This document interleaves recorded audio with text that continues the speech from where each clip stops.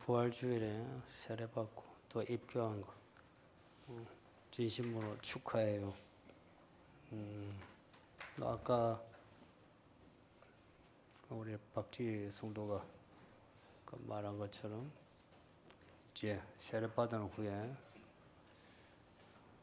근심하지 말고 믿음으로 살았으면 합니다. 많은 사람이 교회 다니면서 근심하고 두려워해요. 삶에서 근심과 두려움이 없을 수는 없는데 이제 그 처리하는 방식이 세례 받기 전하고는 달라져야 한다. 저도 여러분이 느끼는 삶의 무게, 허리가 꺾어지는 그런 무게감을 느껴요. 근데 그 처리하는 게 믿는 사람은 달라야 한다. 왜냐? 우리 인생에 하나님이 계시니까. 그리고 도우시는 분이에요. 오늘 말씀은 이런 내용입니다.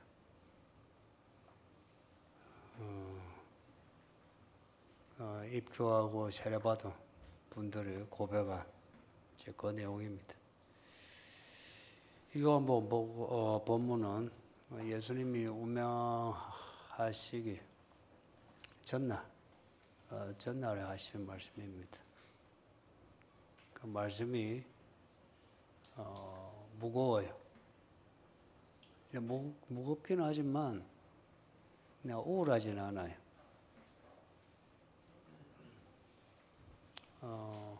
제자들은 이제 분위기가 심상치 않으니까 염려와 불안감이 엄습한 거예요. 예수님이 그 14장 앞에 1절에 이 제자들에게 하신 말씀이 염려하지 말라 그랬어요. 그러면서 내가 너희의 거처를 내가 예배하러 간다. 내가 하는 일은 너희를 위한 것이다 하는 거죠. 그러니 근심하지 말라 합니다. 본문을 보면 다 빨간색인데 이 빨간색은 다 예수님이 직접 하신 말씀이에요. 14장, 15, 16장, 17장도 이런 말씀하시고 또 기도하시고 예수님이 십자가에 못 박혀 죽으세요. 19장에 예수님이 죽으시는데 예수님이 죽기 전에 운명하시기 전에 하신 말씀이 기록되어 있는데요. 다 이루었다 하시고는 운명하시더라 이렇게 나와요. 저는 예수님이 마지막 하신 말씀 다 이루었다 한 말씀 정말 인상적이에요. 보통 사람 죽으면서 다 이루었다 이런 말 하지 않죠. 제가 목회하면서 죽어간 사람 참 많이 봤는데 사고가 났다, 병에 걸렸다 해서 이제 덜어눕고 입원하고 수술하고 중환자실에 들어갔다가 나왔다가 이제 하는 중에 신방을 하죠. 그리고 가족들의 말을 듣는데 다 후회하는 말이고 반성하는 말이고 그런 말이지 다 이루었다 하고 죽는 사람 아무도 없습니다. 근데 예수님은 다 이루었다 말씀하시는데 십자가에 죽기까지 다 이루셨다는 겁니다. 예수님이 죽는 순간까지 자신의 일에 대해서 생각하셨고 그리고 그 일을 이루시기 위해서 목숨을 다하셨다. 예수님이 이루실 일이 무엇인가? 이제 그 일을 우리가 믿을 때에 예수를 진짜 믿는 거예요. 불교 믿는 사람이 부처가 누군가 사실 잘 모르고 믿더라고요. 제가 어릴 때 새아버지가 어디 책을 하나 갖다 주는데 108번뇌 108기도회가 그걸 이렇게 책을 읽으라 하고 본인이 하더라고요. 본인은 늘 술에 고주망태가 돼가지고 욕하고 때리고 그러시더만. 근데 그걸 뭐 108물 해가지고 그 부처가 누군지도 모르고 그렇게 믿어요. 근데 우리의 믿음은 예수님이 하시는 일이 무엇인지 또 예수님이 누군지 모르면 예수를 믿기 힘듭니다. 그래서 우리의 믿음은 좀 고상해요. 그냥 믿습니다 해가지고 안 믿어져요. 예수님이 하시니 그 일을 통해서 예수님이 누구신가 아는 거예요. 그 일이 무슨 일인가? 요한복음은 이 부분에 대해서 집중해서 스토리로 말씀하고 있는데요. 하나님이 세상을 이처럼 사랑하사 독생자를 주셨답니다. 그리고 그 독생자를 믿는 사람마다 다 멸망치 않고 영생을 주신대요. 예수님이 이 땅에 오셔 하신 일이 뭐냐 하니까 우리에게 영생을 주시려고. 근데 우리는 죽을 죄인이에요. 죽을 죄인이라. 죄인이라서 죽을 살아서 지옥까지 보내다가 죽어서 지옥 갈 사람들이에요. 근데 이런 우리를 사랑하사 우리에게 영생을 주시려고 우리에게 영생을 주시려고 예수님은 죽으신 거예요. 참 아이러니하죠. 우리는 우리에게 영원한 생명을 주시려고 자신의 생명을 다하셨다. 영생을 주시려고. 근데 예수님이 그렇게 죽으셨는데 그렇다고 해서 세상 모든 사람이 구원받는 거 아니죠. 예수를 믿어야만 구원받죠. 그죠? 근데 문제는 예수를 믿는다는 그 믿음이 어떤 믿음이냐. 그러니까 불교의 불자들이 믿는 그런 믿음하고 많이 달라요. 예수를 믿는 믿음이 어떤 믿음이냐. 영생을 얻는 문제에 대해서 하나님의 나라에 들어가는 문제에 대해서 구원에 대해서 예수님이 하신 말씀이 있어요. 물과 성령으로 거듭나야 한다. 그 물 세례, 성령 세례를 받아야 한다. 그래야 하나님 나라에 들어간답니다. 성령으로 거듭나야 하나님 나라에 들어간답니다. 그 영생이요 구원입니다. 그 같은 내용이에요. 성령으로 거듭나지 아니하면 하나님 나라에 들어갈 수 없다는 겁니다. 그래서 요한복음에서는 성령을 많이 강조하고 그리고 사도행전, 요한복음 바로 뒤에 나오는 사도행전에 보니까 성령을 받으라 합니다. 그래서 제자들의 성령을 받고 성령을 받은 후에 이 제자들의 예전에 그 오합지졸 제자가 아니고 진짜 우리가 알고 있는 그런 사도들이 된 겁니다. 성령을 받아야 거듭나야 하나님 나라에 들어간다. 그러면은 이제 우리에게 의문이 생겨요. 하나님 나라가 어디에 있노? 무엇이고? 이제 이런 생각이 들어요. 그런 생각이 들어야 그래도 생각이 있는 사람입니다. 믿음으로 산다는 것은 생각을 좀 하셔야 합니다. 읽고 듣고 반응해서 생각하는 거예요. 예수님이 하나님의 나라에 대해서 많이 말씀하셨어요. 여기에 나름 똑똑하다 이제 자부하는 그런 사람들이 있는데 바리새인들입니다. 바리새인들이 예수님 말씀을 듣고는 이제 질문을 던져요. 하나님 나라가 언제 임하냐고. 하나님 나라가 언제 임하느냐. 예수님이 하신 말씀에 하나님 나라가 이미 임한 것처럼 자꾸 말씀하시거든. 그런데 자기 눈에는 안 보여. 그래서 언제 임하냐고 이제 시비 거는 겁니다. 예수님이 하신 말씀이 너희 가운데 이미 있다라고 말씀해요. 하나님 나라가. 근데 지금 바리새인들이 보고 있는 거는 나사렛 예수예요. 하나님 나라가 아니라 생각한 거죠. 근데 예수님 말씀은 너희 가운데 있다는 거는 예수님의 하나님 나라인 겁니다. 하나님 나라가 언제 이 땅에 임했나 하면은 예수님이 오실 때 하나님의 나라가 임한 겁니다. 그리고 예수님이 이 땅에서 일을 하셨는데 그 하나님의 나라에 일을 하신 거예요. 하나님의 나라의 일을 다 이루셨다 하시면 하나님의 나라가 이미 우리 가운데 있습니다. 근데 교회를 다닌다는 것은 그냥 종교로 기독교를 가지는 게 아니고 하나님의 나라에 들어가는 겁니다. 교회는 하나님의 나라를 드러내는 곳이에요. 그렇다고 해서 모든 성도가 다 하나님의 나라 들어간 건 아닌데, 근데 믿음이 좋다 하는 것은 하나님의 나라에 들어간 사람이라 이야기입니다. 이런 말을 추상적으로 들으면 안 돼요. 저는 이걸 지극히 현실적이고 구체적으로 들어요. 진짜 그렇더라고요. 하나님 나라에 들어간 사람만이 정말 믿음이 자라요. 하나님의 나라에 들어가지 않은 사람은 교회 풍요를 엎을 수 있는데 믿음이 안 자라. 교회 생활의 패턴은 같이 할 수 있어요. 뭐 주일에 예배하고, 뭐 밥을 먹고, 뭐 헌금도 좀 하고, 교회도 하고 할 수 있는데 그 안에 성령으로 거듭난다는 이러한 신비한 사건, 이건 잘 몰라요. 그리고 말씀이 심어지면 싹이 나고 꽃이 피고 열매 맺나 이 또한 잘 모르더라고요. 그래서 그들은 이런 천국의 비유, 아주 간단한 비유만 들어 이런 비유조차도 잘 실감을 못해요. 여러분 실감을 하시는지? 우리 예수님이 우리에게 가르쳐 주신 것도 하나님의 나라의 뜻이 이루어지는 거예요. 주기도문 생각해 보세요. 뜻이 하늘에서 이루어진 것처럼 땅에서도 이루어지리라. 이게 하나님께 영광되는 우리가 해야 하는 일이에요. 그리고 기도도 왜 먹고 마시는 거 그런 걸로 기도하지 말고 하나님의 나라와 그의 의를 구하라 그럽니다. 그의 의를 구하라는 것은 그의 일입니다. 그 하나님의 나라가 지금 우리 가운데 이미 임했다.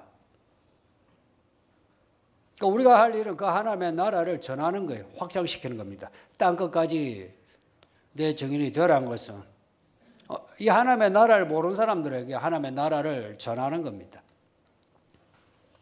그 하나님의 나라를 전해야 하는 일이 우리가 해야 할 일이에요. 먹고 마시고 돈을 벌고 집을 사고 팔고 뭐 여행도 가고 다 좋아요.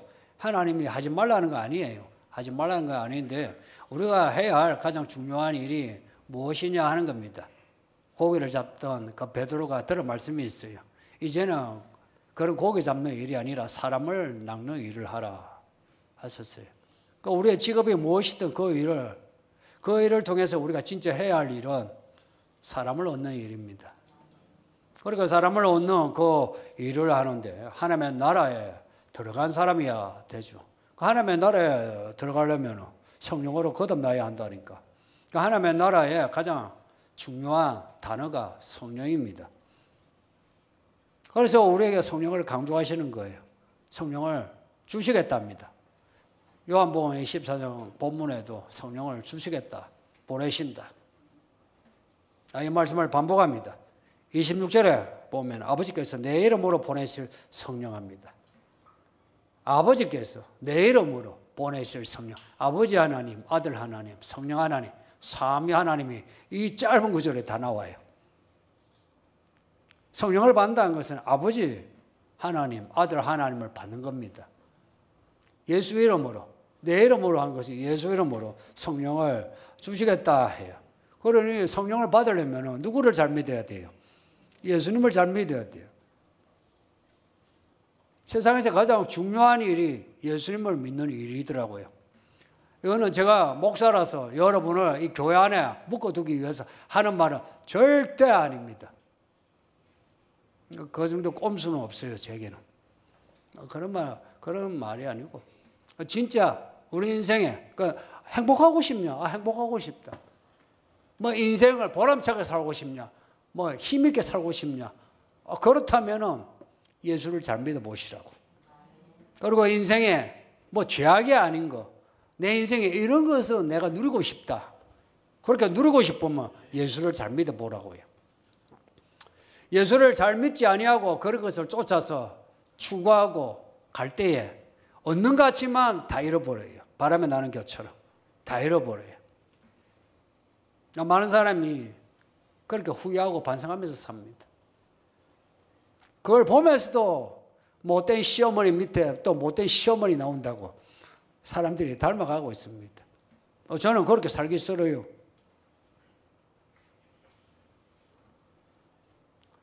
살면서 집안의 어른들이나 교회 어른들 중에 뭐 특별히 저분은 롤모델이다. 참 닮아야 되겠다 하는 분은 그리 없었어요. 없었어도 저는 그렇게 살기 싫어. 그렇게 믿기 싫어. 여러분도 똑같은 마음을 가지세요. 이런 마음, 이런 의지가 없으면 그냥 물이 흐르는 대로 따라가게 돼요. 이 마음에 역류하는 마음이 있어야 돼요. 믿음은 역류하는 겁니다. 세상을 거슬러 하늘 올라가는 겁니다. 세상은 그냥 땅으로 자꾸 가요. 땅으로. 믿음은 하늘 올라가는 겁니다. 우리에게 성령을 보내주시겠다. 예수 잘 믿는 사람에게 성령을 주신답니다. 예수를 잘 믿는 게 무엇이냐? 본문 앞에 말씀입니다. 이 14장은 다 연결되어 있어요. 23절, 24절에 보면 나를 사랑하면 내 말을 지킨다. 이제 이렇게 요약할 수 있어요. 23절, 24절을. 예수님을 사랑하며 예수님 말씀을 지킨다. 믿음은 예수님을 사랑하는 거랍니다. 참 신비롭죠. 오늘 그냥 종교적으로 예수를 그냥 믿습니다 하면 될 것 같은데 이 사랑은 관계 아니에요? 뭐 백화점에서 사랑합니다 하는 거하고 다르지, 그죠? 이 사랑은 진짜 사랑이라. 왜냐? 예수님이 우리를 이처럼 사랑하여 자기를 죽기까지 우리를 사랑하시거든. 예수님의 사랑은 진짜 찐사랑이라. 그 찐사랑이 예수님을 우리가 믿는데 사랑합니다 하는데 백화점에서 내 이익을 위해서 사랑합니다 이럴 수는 없지, 그죠? 진짜 사랑해야 하는 거라. 진짜 사랑하면 예수님 말씀을 지킨답니다. 틀린 말 아니죠. 연애를 해도 서로 사랑하면 서로 지켜주지, 그죠? 말하지 않아도 생일을 챙겨주고 그러지, 그죠? 예수님을 사랑하면 예수님 말씀을 지킨답니다. 그래서 믿음은 들음에서 나요. 듣고서 들은 말씀, 그 말씀을 내가 행하는 겁니다. 이렇게 예수님을 사랑하고 예수님 말씀을 지키는 사랑관계도 생각해 보세요. 사랑하여 서로에게 말을 지키는 거. 뭐 선물을 해준다든지 아니면 술을 끈다든지 담배 입냄새 때문에 담배를 끈다든지 이런 약속을 하죠. 그 약속을 지킨 거 보고 결혼하지, 그죠? 나중에 속을지언정. 그런 약속을 하고 서로 사랑을 확인하는 거죠. 성령을 받는 거는 연애하고 결혼하는 거와 거의 흡사합니다. 예수님이 누군지 알아가는 과정 아니에요? 여기 교회 처음 오셔가 학습을 받고 세례를 받는 성도들이 있는데 처음 교회 왔을 때는 이 설교가 참 처음부터 끝까지 무슨 말인지 잘 모르죠, 그죠? 못 알아듣다가 점차 알아듣게 되죠. 알아듣게 되면서 교회 목사, 교회 사람들에 대해서 어떤 감정이 생기죠. 그리고 이 말씀의 주인공이 예수님에 대해서도 생각하게 되죠. 신뢰하게 되고 좋아하게 되죠.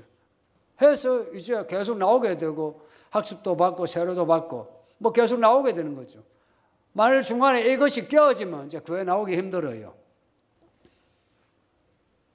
똑같이 성령을 받는 과정도 중간에 깨어지면 성령 받기 힘들어요. 그 과정을 잘 밟아 나가시길 바랍니다. 과정이 있어야 돼요. 그러니까 믿음은 스토리라. 결혼 스토리와 같아요. 이렇게 어떤 과정에서 신뢰가 되고 서로 간에 확인이 되는 거 있죠. 서로 간에 확인이에요. 우리를 이처럼 사랑하여 우리를 위해 이미 죽으셨고 우리를 여기까지 몰아오신 하나님의 사랑이에요. 그런데 이제 우리의 사랑을 확인하기를 원해요. 우리가 진짜 예수님을 사랑하느냐 하는 거예요.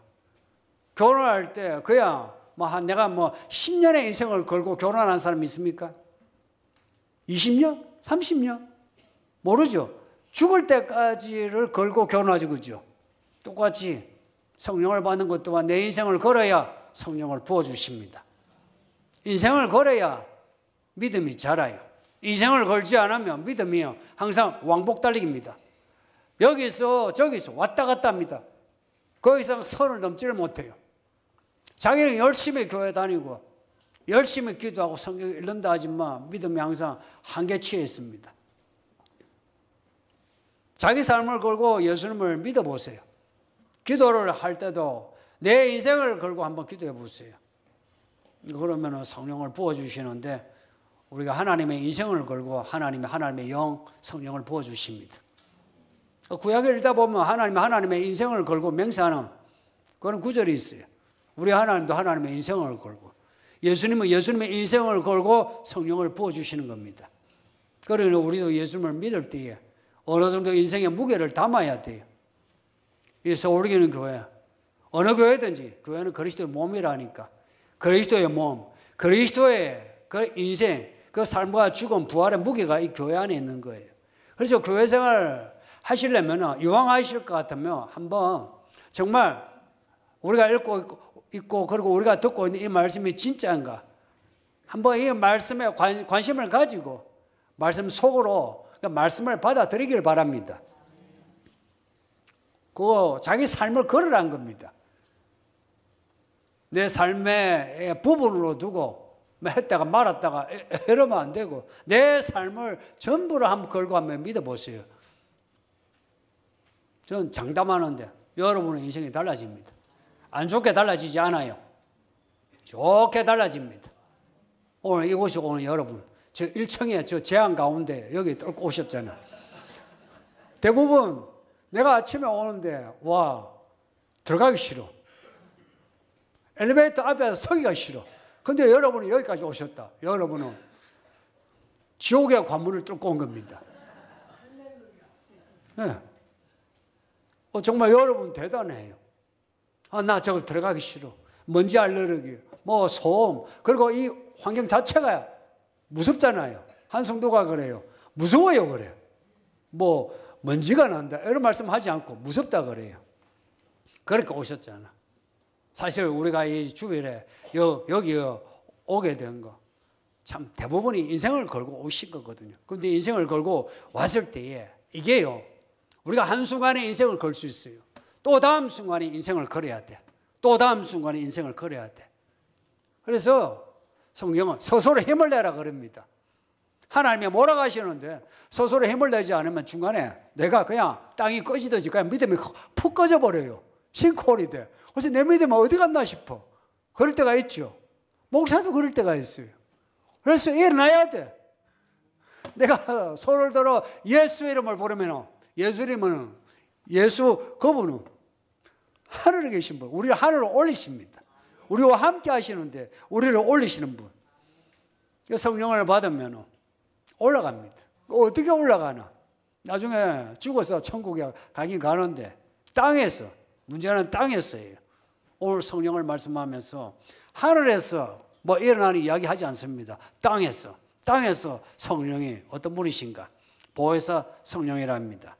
보혜사란 말, 보호하고 은혜를 준다, 뭐 이렇게 들으셔도 됩니다. 근데 정확한 이제 헬라어 뜻은 옆에서 부르면 도와주는 분, 그렇습니다. 옆에서 항상 옆에 함께 한다, 그러니까 함께 한다는 그 말이에요. 함께 하면서 부르면 우리가 call 하죠. 그러니까 부르면은 대답을 하셔서 도와주시는 분이 성령이십니다.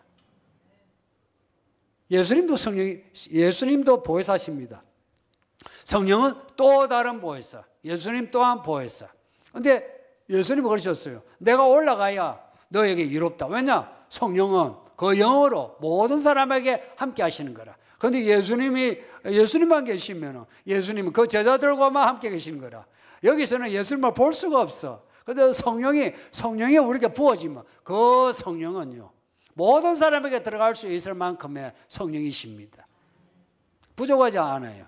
그래서 성령을 우리에게 보내주신다는 거라. 그 보내주셔서 성령이 우리 옆에서, 우리 안에서, 정확하게 말하면 우리 안에서 성령이 하시는 일이 뭔가? 성령이 우리에게 모든 것을 가르치시고 예수님이 하신 모든 말씀을 생각나게 하신답니다. 요 두 가지 잊지 마세요. 성령이 우리가 하시는 일, 모든 것을 가르치시고 모든 것을 생각나게 하신다. 모든 것을, 크고 작은 모든 거예요. 이 말씀인죠. 우리의 크고 작은 모든 일에 대해서 성령의 도움을 받아야 한다 이야기입니다. 만일에 작은 일이라 해서 내 마음대로 하면 그 작은 일이 아니에요. 하나님에게는 작은 일이 없어요. 우리 예수님의 그 사역에서 보험서의 내용을 보면 예수님은 작은 일이 없습니다. 모든 일이 하나님의 일이에요. 그래서 하나님의 일은 전부 다 인생을 걸어야 하는 일이에요. 그래서 모든 일을 예수님께 물어야 합니다. 그 예수 이름으로 물으면 성령이 우리에게 가르쳐 주신다는 겁니다. 뭘? 하늘에 뭐가 있다 이런 걸 가르쳐 주시진 않아요. 성경 내용만 믿으면 돼요. 그러나 성령이 가르쳐 주시는 것은 모든 일입니다. 그래서 29절에 이제 일이 일어나기 전에 이런 말을 하는 것을 일이 일어날 때에 예수님을 믿게 하려 합니다. 나를 믿게 하려 합니다. 요한계시록을 왜 우리에게 주시는지 아세요?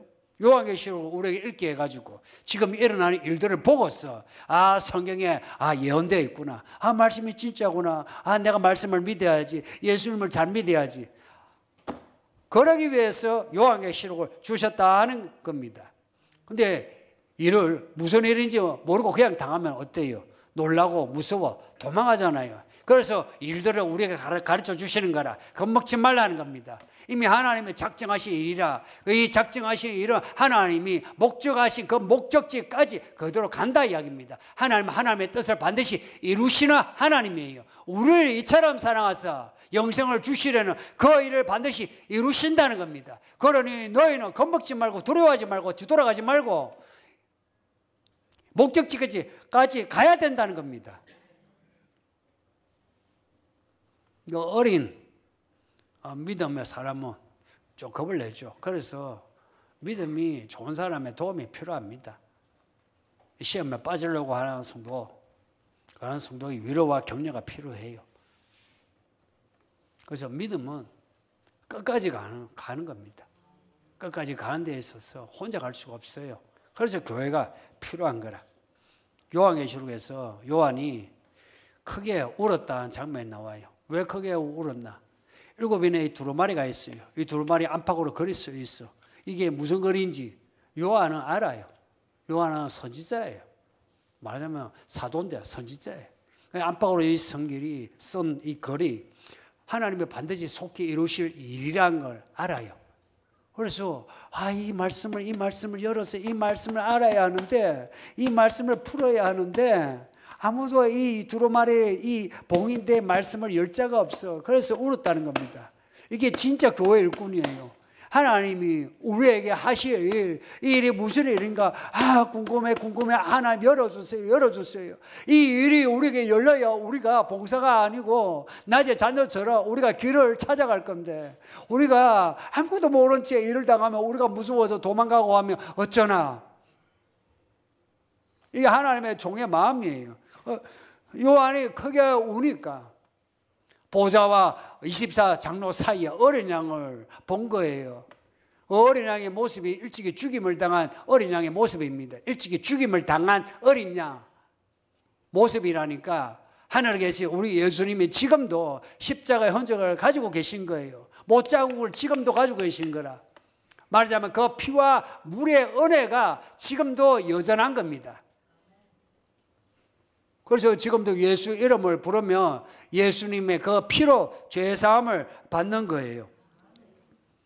이 예수님이 일찍이 죽임을 당한 어린 양 이 시기에 이 7인의 이 두루마리를 풀 수 있었다는 겁니다. 7인의 이야기가 뭐냐 하니까 7인은 마지막 때 하나님이 부으시는 심판입니다. 진노의 심판입니다. 진노의 심판. 근데 이 진노의 심판을 누가 여시노? 우리를 위하여 죽으시 예수님이 진노의 심판을 여십니다. 이 진노의 심판을 하나하나 열어주세요. 성경 어디에도 첫째, 둘째, 셋째, 넷째 하면서 일들을 기록한 곳이 없어요. 그러나 요한계시록만이 첫째, 둘째, 셋째 하면서 일들을 질서 있게 순서 있게 기록하고 있습니다. 어린 양이 여시는 거예요. 내용은 하나님의 진노의 심판입니다. 다 죽을 것 같은 심판이에요. 근데 누가 여신다고? 예수님이 여세요. 고로 이 진노의 심판에서 살 길이 있습니다. 우리를 위하여 죽으시 일찍 죽임을 당하시 예수님을 믿을 때에 살 수 있습니다. 그래서 7인의 이야기 속에 잘 보면은 14만 4천의 이야기 나오죠. 열방에서 나오는 그 구원받은 사람들의 이야기가 나오죠. 그 사람들이 다 누구냐 하니까 어린 양을 믿는 사람입니다. 믿는데 어린 양을 끝까지 믿는 사람입니다. 그 사람들은 예수님만 바라봐요. 성도님들, 예수를 믿는다지만 예수님만 바라보는 거 그렇게 쉽지 않아요. 목사들도 예수님만 바라보는 목사 그렇게 보기 힘들어요. 다 초심을 잃어버려요. 처음 은혜 받을 때 우리가 간증하고 고백하고 결심하죠. 1년이 지나 2년이 지나 상황이 바뀌면 어때요? 믿음도 이력이 나가지고 이게 사랑인지 아니면 그냥 이력이 나서 하는 건지 알 수가 없어. 그래서 그 부부간에 이야기가 있죠. 한 10년, 20년 살면은 뭐 사랑으로 사나 뭐로 산다? 정으로 산다 그러죠. 예수님을 믿는 것은 정으로 사는 거 아니에요. 예수님하고 정 안 사여요. 진심으로 안 믿으면 예수님과 정이 없어요. 그래서 한순간에 떨어져 나간 사람이 많아요. 사랑이에요. 예수님을 믿는다는 것은 예수님만 바라보고 한 여자가 한 남자와 결혼하면 그 남자만 바라봐야 하는 거예요. 옆에 남자, 멋진 남자가 있다. 이거 눈을 돌리면 어때요? 옆에 여자가 예쁘다고 해서 눈을 돌리면 어때요? 그래서 같이 밥을 먹고 같이 자면 어때요? 그러면 그 가정이 깨어지는 거라. 그래서 우리의 믿음이 예수님만 바라봐야 돼요. 그리고 그 예수님이 우리에게 주시는 걸로 족해야 합니다. 여자가 결혼했는데 남편이 주는 걸로 족하지 않고 옆집 아저씨가 주는 걸로 족해 보세요. 바람납니다. 바람난 성도들이 너무 많아요. 예수님이 주시는 걸로 족할 수 있는 요 마음을 가져야 합니다. 남들보다 좀 몸고 못 살고 덜 누려도 거기에 마음 상하지 마세요. 예수님이 진짜 보석이라, 영원한 보석이라, 우리에게 영원한 생명을 주는 보석이시라. 그 예수님만 바라보는 겁니다.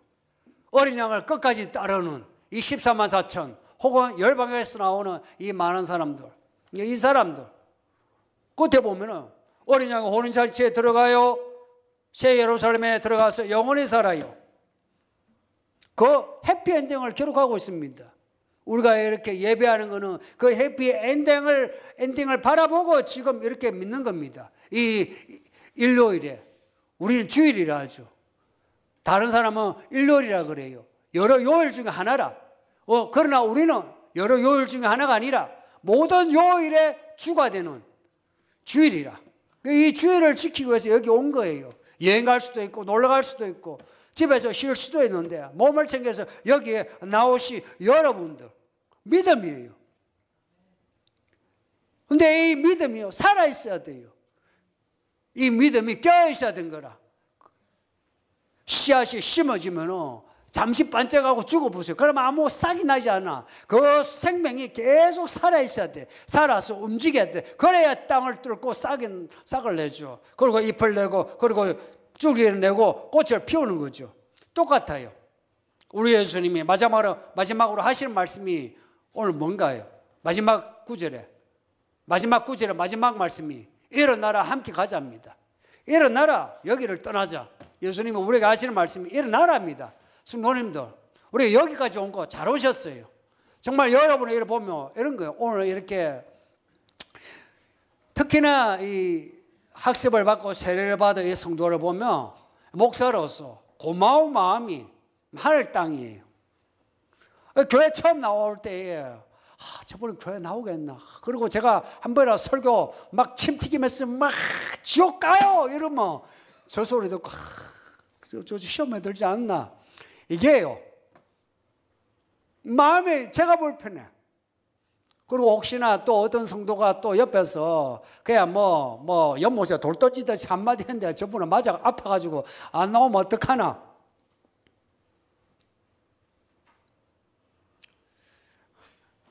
믿음의 이 이야기 지속하는 거예요.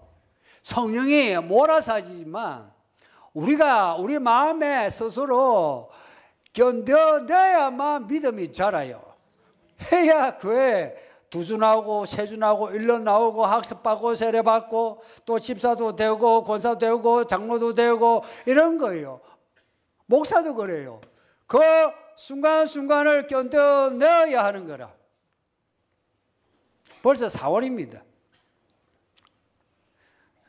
4월 말이에요. 이제 여름으로 가고 있어요. 벚꽃도 지고 이제 좀 있으면은 이제 여름입니다. 이제 바깥에 감나무 잎이 이제 나와가지고 푸릇푸릇해요. 시간이 이렇게 지나요. 이렇게 지나 계절이 반복이 되면은 야가 언제인지 몰라도 예수님 오세요. 그리고 우리는 늙어가면은 예수님을 만나게 되고, 혹은 그 전에 우리가 어떤 죽음의 과정을 겪게 될 때에 안 믿는 사람처럼 인생을 돌아보면서 뭐 못했다 그런 거 후회하는 그런 마지막이면 참 불행해요. 우리 예수님이 죽으면서 다 이루었다라고 하신 말씀, 말하자면 아버지 하나님이 싹을 씨를 뿌렸는데 싹을 내고 꽃을 피우고 열매를 다 맺었다 이야기입니다. 예수님이. 그래서 예수님이 부활의 첫 열매라 그래요. 그리고 예수 믿는 우리는 또 뭡니까? 우리 또한 열매를 맺어야 되죠, 그죠? 그래서 지금 우리의 나이가 몇 살이든 간에 이제 시작하시면 됩니다. 늦지 않았어요. 지금 살아있거든. 살아있으면 이제 죽을 때까지 우리가 살아야 하는 인생의 시간을 보내야 하는 겁니다. 그 보내는 시간 속에 해야 할 일, 예수 믿는 일입니다. 요한 보세요. 요한계시록 1장에서 자기 자신의 인생을 고백하잖아요. 자기 인생을 돌아보면서 내가 예수의 그 환난과 나라와 참음에 동참했다. 그럽니다. 자기 인생을 그렇게 고백해요. 우리도 마지막에 우리가 나이가 들었어. 혹은 뭐 나이 들기 전에 뭐 병들어 죽든 우리가 죽기 전에 우리가 살아온 세월을 돌아보면서 우리가 믿음으로 살았다 라고 고백하면서 죽을 때 다 이루었습니다. 하나님 내 영혼을 받아주소서 라고 한다면 정말 해피엔딩의 인생이 아니겠습니까? 부디 이 교회에 오신 성도님들 그냥 오신 게 아닌 줄 알아요.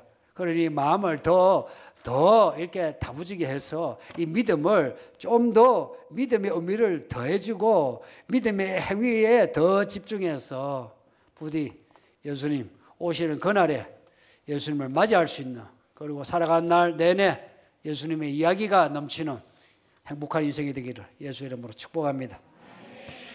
말씀 생각하면서 기도합시다. 다 같이 기도해요. 아버지 하나님 감사합니다. 이 주일에 우리를 부르셔서 예배하게 하시니 감사합니다. 우리 모든 성도들이 다 영생 받는 하나님의 나라에 들어가는 하나님의 자녀들, 하나님의 종들, 하나님의 사람이 되게 하여